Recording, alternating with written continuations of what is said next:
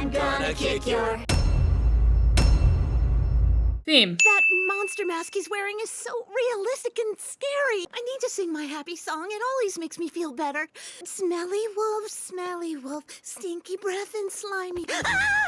Ew, that song is much more terrifying than the mask. If she's this scared of literally everything, how on earth has she survived this long? That much stress cannot be good for you. Milen, that's like the 10th take, and we're only on the first scene. You're playing a hero from the Special Forces. You're not supposed to get all freaked out. Why was Milen even chosen for this role in the first place? It's not like her everything phobia was a secret, so casting her makes no logical sense, especially as the main character in a horror movie. Why is Ivan the only one wearing a costume? I understand this is an amateur production, but they could have at least tried to make everyone look the part with a quick trip to Walmart for some new clothes. I'm the producer, and I'm gonna do everything in my power to finish filming tonight. The deadline for the Parisian Student Short Film Festival is tomorrow evening, precisely 26 hours, 15 minutes, and 13 seconds from now. The thing is due tomorrow, and you're only now shooting the first scene? Why even enter at this point? I can even tell you that it ends with a kiss between Agent Smith and Officer Jones.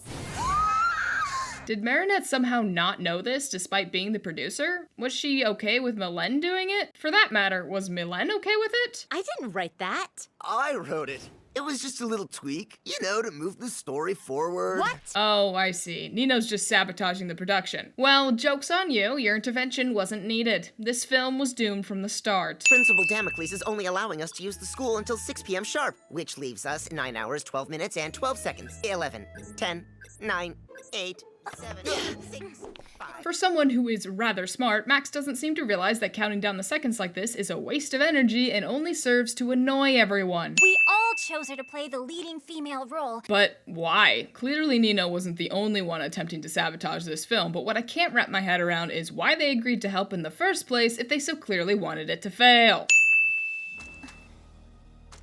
Don't touch mysterious mirror goo. Do you want alien babies? Because this is how you get alien babies. Did you find Milen? No. You're not gonna mention the goo? Just gonna forget about it immediately? Is it just me, or does everyone seem especially stupid today? Now kiss me. Cut! Whoa there, did you see that? Let's slow it down. Okay, yikes, that definitely looks like Adrian was going in for an open mouth kiss. I cannot unsee that. Let's just make Agent Smith a nurse instead. But Chloe, you don't have a uniform. Right! Which is why that idea wasn't believable in the first place. She also doesn't have an agent uniform, so your point is moot. Marinette can do it. But you want to kiss Adrian, don't you? So, is Alia suddenly okay with the script change now? Everyone's motivations in this episode are iffy at best, and it's massively irritating. I'm supposed to be nitpicking stuff that doesn't really matter, not dissecting character motivations and their moral implications. Did you hear something? No. What? Milen makes a great horror movie monster. Despite having the opportunity to take down the main character, she instead picks off the side characters a few at a time. She's truly perfect for the role. Your stupid little movie won't make it into the festival if I'm not in it because my daddy is one of the judges. But she wasn't even supposed to be in the movie in the first place. Why is she only pulling this card now instead of back when filming first started? We better scope this out. Or, instead of putting everyone in danger, you could barricade yourselves inside the classroom and immediately call the cops. You may be a superhero, but everyone else sure isn't. That's Kim's. They vanished! Oh, Nathaniel, you're the best. Adrian, where are you going? I left Officer Jones's jacket back there. Should probably wear it in all the scenes. You were never wearing a different jacket, and besides that, people are in actual danger here, so that excuse would not convince anyone with even half a brain cell left. Quantum masking, schwantum masking. This is superhero behavior, plain and simple. And you say I stink of camembert? It is canon that Adrian has stinky feet. Let that fact poison your mind. Dudes, cell phones never work in horror movies. No bars. Maybe you should have called the cops the moment you heard terrified screaming instead of running towards it like idiots. We've got to calmly evacuate the building. I try to cut through the goo, but it's no good. Totally indestructible. So, looks like we're trapped inside the school for now. You are literally destruction incarnate. Use your superpowers already and get the civilians to safety, you drama queen. And once again, Ladybug and Cat Noir expose their identities by responding to isolated incidents they couldn't have possibly known about unless they were there to begin with. Assuming Cat Noir's conclusion is true, and the episode certainly wants it to seem that way, it's even worse this time since there's no way in or out of the building now, which means they had to have already been inside. Their identities are so painfully obvious, it's giving me a brain aneurysm that nobody else finds this suspicious. Oh, but quantum masking, blah blah blah. Do you even hear yourself right now?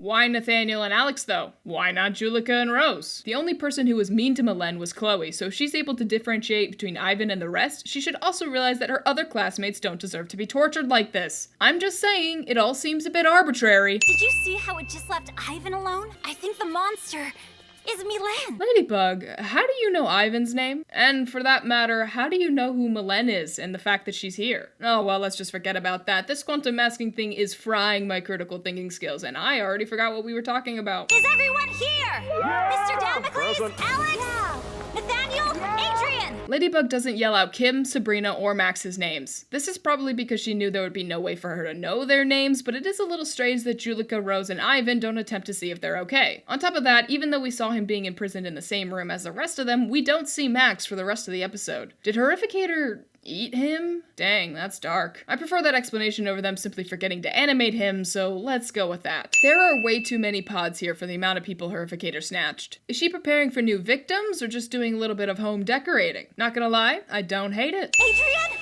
Yeah, I'm fine. Say, Adrian, you sound a lot like Cat Noir. Oh well, quantum masking must also disguise voices, and let's just forget about the fact that he's still transformed and should still sound like Cat Noir because quantum masking, etc., etc. Let's move on. We're all going to sing. You all know Smelly Wolf, don't you? Smelly Wolf. Ladybug, are you suggesting that because you know that's the song Mylène sings to calm herself down? But you couldn't possibly know that unless— oh shoot, I lost my train of thought. All I could think about is quantum masking. Oh well, it probably wasn't important anyways. And Horrificator sits and watches this happen despite clearly being strong enough to break free of this cage. She really does have her roll down pat. I'm so proud. Smelly wolf, you're just a silly. This song is going to turn me into a horrifying rage monster if it goes on for much longer.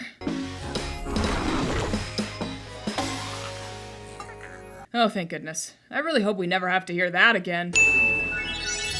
Oh, that's weird. Marinette and Adrian aren't here, despite Ladybug and Cat Noir claiming otherwise. What about Marinette? Yeah, we've got everyone. Could it be that they— nah, quantum masking dictates I must be blind as well as brain dead, so let's just assume I was hallucinating and end the episode here. Thank goodness. I was worried I might be forced to admit that quantum masking is a half-hearted excuse that actually does very little to explain anything. Phew!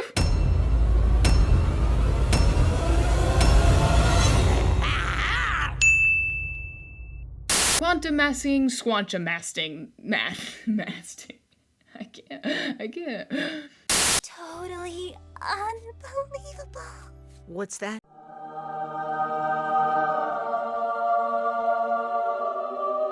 Looks like it's time to bring in the alter ego. Say what? Mylène's song. Come back. I promise I'll roar more quietly.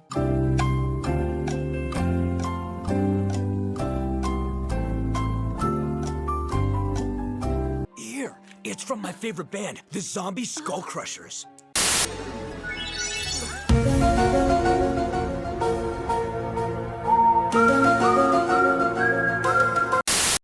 Okay.